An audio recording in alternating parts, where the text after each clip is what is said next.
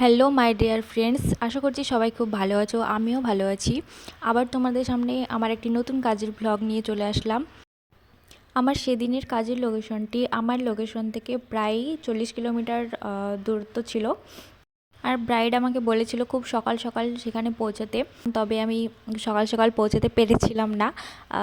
যাই হোক, আমি মোটামুটি টাইমে একটা পৌঁছিয়ে যাই সেখানে। তো ওখানে পৌঁছিয়ে আমি ঝটপট আমার কাজ শুরু করে দিই।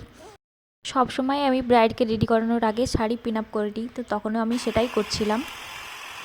আর সেদিনের ব্রাইডের শাড়িটা মানে এতটাই ডিজাইন ভর্তি ছিল যে আমি পিন আপ করতেই পারছিলাম না। তো অনেকক্ষণ ধরে ট্রাই করে তারপর পিন আপ করি। আর তারপর আর লেট না করে আমি মেকআপের কাজ শুরু করে দিই। আর আগে কিছু আমি রিলস বানানোর জন্য ভিডিও নিচ্ছিলাম। তো সেদিন আমার কিছু পার্টি মেকআপেরও ক্লায়েন্ট ছিল। আর আমি যেহেতু ব্রাইডের মেকআপ করছিলাম, আর তাই আমার একজন স্টুডেন্ট ছিল যে তাদের মেকআপ করছিল। এই যে আমার ছোট্ট ক্লায়েন্ট। এইদিকে আমার ব্রাইডের কাজ প্রায় কমপ্লিট, আর আমি জুয়েলারিগুলো পরে নিচ্ছিলাম একে একে।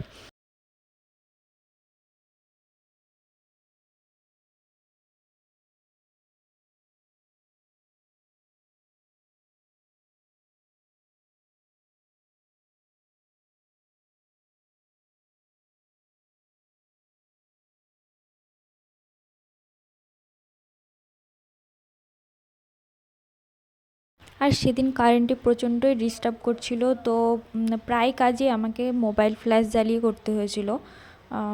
তো প্রচণ্ডই প্রবলেম হচ্ছিল। প্রত্যেক ব্রাইডের পুরো লুক কমপ্লিট হওয়ার পরেই আমি লিপস্টিকটা পরাই, তো সেখানেও আমি তাই করছিলাম।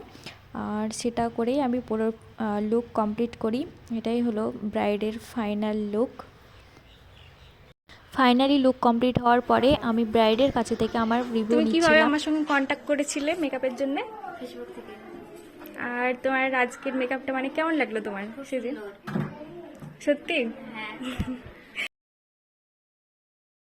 ব্রাইডকে এরকম হ্যাপি দেখলে আমাদেরও অনেকটা খুশি মনে হয় যে আমরা কতটা কাজে সাকসেস হয়েছি।